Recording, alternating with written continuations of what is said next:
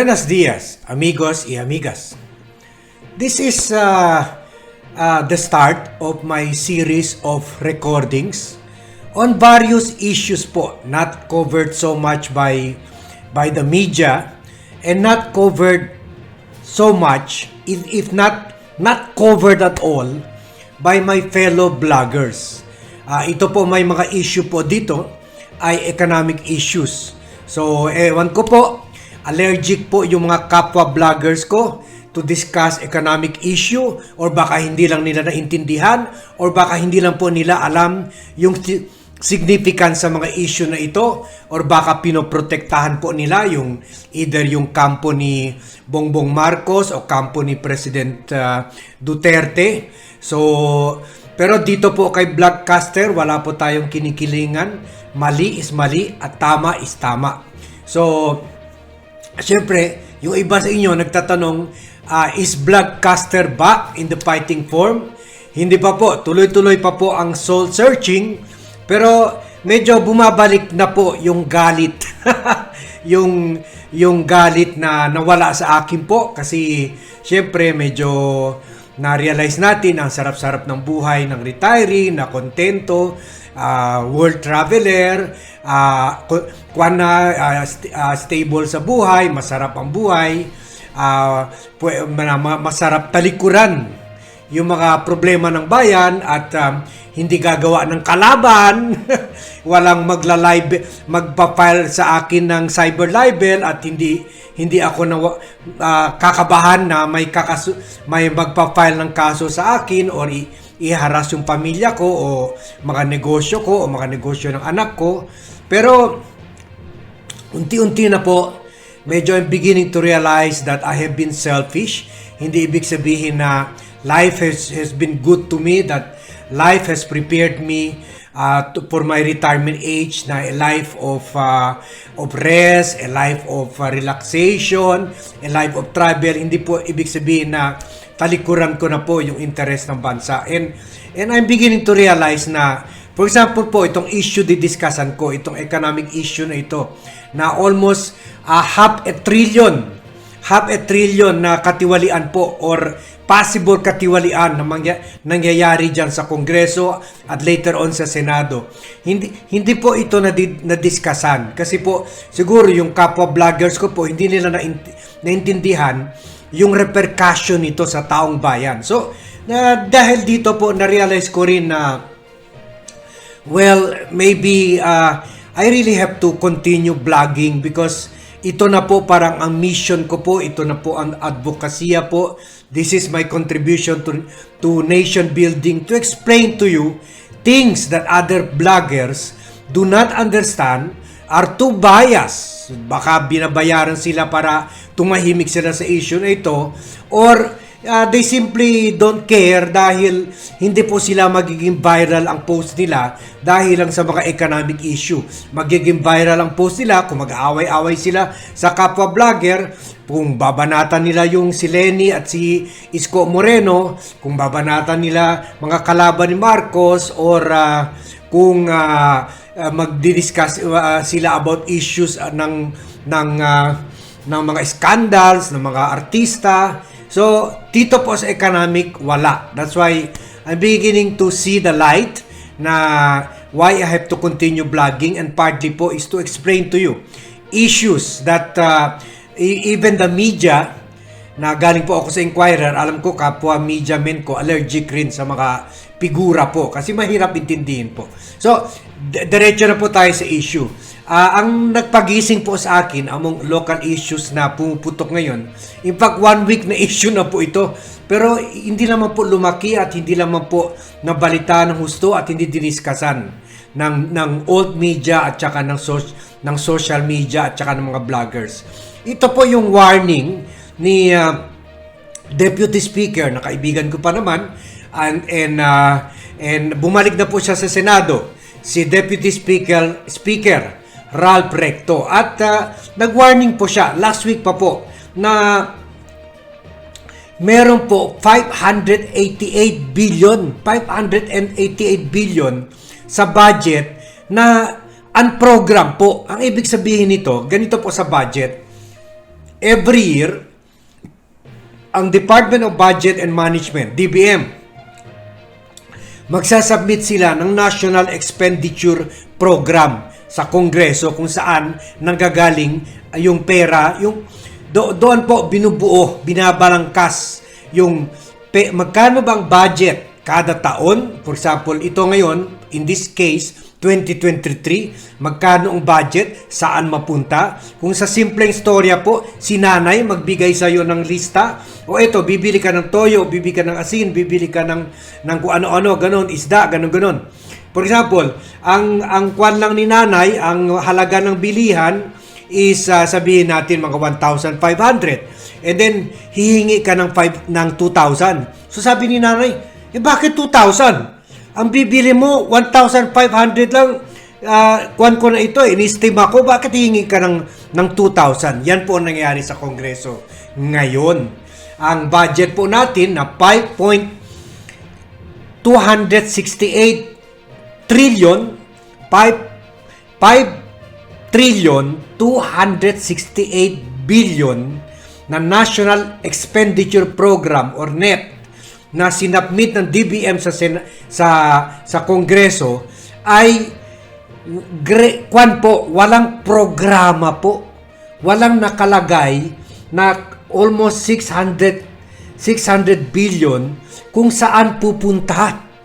Yung 600 billion kung kanino mapupunta. At mapupunta, sasabihin ko po sa inyo kung saan. Pupunta po ito sa pork barrel ng mga congressmen, ng mga senator. Pupunta po ito sa bulsa nila. At dahil po, kahit COA po, hindi makita kung saan ito napunta. Kasi ang COA, malalaman lang niya, ito naka-align sa DepEd. For example, kay Sara po, isa sa pinaka-biggest yung DepEd. So, billion po, almost a billion ata ang budget ng DepEd. So, makikita ng COA, dito pala napupunta. So, ano kayang ginawa sa 1 billion na yan? Dito po, kahit COA, mahirapan po i-identify kasi hindi naka-identify.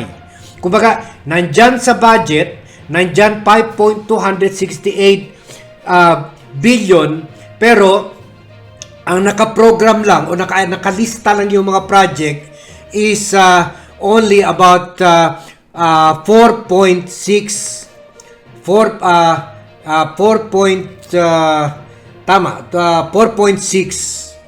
billion. Paano ang budget is 5.268 trillion. So saan napunta yung 588 billion? Yung nga po parati ko sinasabi sa inyo. Kaya dapat malaman nyo ito at mag-ingay kayo dito dahil po sa kanila ito figura lang, numero lang. Ito sa'yo, ito sa akin, ito, for example, hihingi si Marcos. Dapat meron ako intelligence funds na 4.6 billion. Sabi naman ni Sara, dapat meron ako intelligence funds na 2.3 billion. O, parte-parte, sa'yo ito. Sa kanila po, figura lang yan. Walang personalan. Figura lang. Pero sa atin po meron. Dahil tayo ang magbabayad niyan. Tulad sa 13 trillion na ganon rin po. Hindi natin alam kung saan napunta. Ako ni isang candy o isang sardinas, dalawa na po ang bahay ko po. Tatlo pa nga po. Meron pa isa sa Zamboanga. Meron isa sa Zamboanga, Quezon City at dito sa bundok ng Rizal. Pero ni isa dyan sa mga bahay ko po, wala nadala na kung ano. Kami pa po nagbigay sa Quezon City ng aros at saka ng mga kwan po kasi meron po malapit sa amin ng mga sa subdivision namin na mahirap na tao po. Kami pa ang nagbigay, yung pamilya ko pa po. Pero hindi po kasi pareho sa Manila. Si Isko, sinasabi noon, mahirap ka man o mayaman, lalo kasama ka sa ayuda, kahit mayaman ka, pero ikaw kasi nagbabayad ng taxes eh. Kaya dapat kasama ka sa lista. So, dapat po, alam ko po, dapat kasama ang pamilya ko doon sa ayuda na yun. Pero wala po. Hindi tayo nagrereklamo. Sinasabi lang natin saan napunta yung 13 trillion. So, tumahimik po tayo ngayon. Kaya dapat po, mag-ingay po tayo dito sa issue na ito. 588 billion, sinasabi Deputy Speaker Ralph Recto at Finance Whiz po ito si Ralph Recto, kilalang magkaibigan po kami, magaling ito sa math po at magaling ito sa budget. So pinapa-explain niya yung DBM kasi bago po i-approve nila yung budget by October, gusto kasi ni House Speaker Martin Romualdez na tapusin na yung discussion sa budget at aproban na nila bago mag-recess yung Kongreso by October at mapupunta ito sa Senado. Pero po, tulungan natin si Ralph Recto. Mag-ingay po tayo. Pakikalat na lang po, pakishare itong vlog ni Vlogcaster po para kumalat naman po sa social media po itong issue na ito. Kasi konti lang po, mga newspaper ang nakareport nito. So, sabi nga ni Ralph Recto, kahit daw nga yung time ni President Duterte, meron rin daw ganito ang program budget, pero inubos pa rin daw po kahit unprogram. Biniremind pa nga yung DBM, yung mga unprogram budget, dapat po, ito yung mga budget na nilalagay po mo sa budget, pero ginagastusan mo lang kung may sobra yung collection sa tax. Pero sabi niya, nung time ni Duterte, kahit walang sobrang collection na tax, yung ang program budget of 149.7 billion, inubos pa rin. So, ibig sabihin yun, kasi po, COVID, bumagsak yung ekonomiya, bumagsak yung taxes. Ibig sabihin, yung ginasta nila, utang. Kasi hindi nga kaya tustusin ng budget po. Kasi dapat yun po, hindi na yun ginalaw, hindi na ginamit yun. So dahil nandun sa budget, ginalaw pa rin at naging part ng 13 trillion na utang na binabayaran pa rin natin hanggang ngayon. Tayo nagbabayad niyan. So sabi ni Recto, dapat hindi na ito mangyari kasi kung sa time ni Duterte 149.7 billion lang ang program, sa time ni Marcos administration almost 600 billion po. 600 billion. So napakalaki po nito. Buti si Marcos ang magbabayad dito when he steps down. Kung mag-step down siya sa 2028, tayo po ang magbabayad dito po. So sabi ni Recto, dapat meron talaga pinipilit niya yung DBM na i-explain mabuti kung saan ito napunta. Sa sagot, meron naman sinasabi ng DBM na meron daw mga daw para contingency daw, para sa programa daw ng infrastructure, 5 billion sa modernization ng armed forces, sabi daw 18.9 billion daw para sa public health emergency benefits, pero sabi ni Recto, hindi, ilagay mo yan ng budget sa bawat departamento tulad ito sa public health. Ilagay mo dyan sa DOH para ma-monitor ng COA, ma-monitor ng taong bayan, o ma-monitor yung ibang ahensya o yung DOH mismo kung saan mapupunta yan.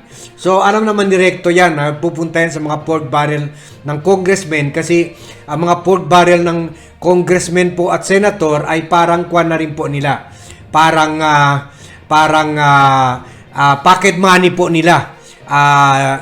Kung hindi nyo po alam, dito nyo lang narinig kay Vlogcaster, bawat senator po ay tumatanggap ng more than 200 million pork barrel a year na sinabi yung the late Miriam Defensor Santiago, kalahati lang napupunta sa proyekto na po, kalahati tongpats po. So meron sila 100 million a year. Sa Congress naman po, bawat congressman receives more than 100 million of pork barrel funds. Hindi ko alam, baka ngayon nag-increase, kaya ginawag 600 million ang program 600 ang program budget sa 5.8 trillion budget. So baka mas malaki na po yung pork barrel nila.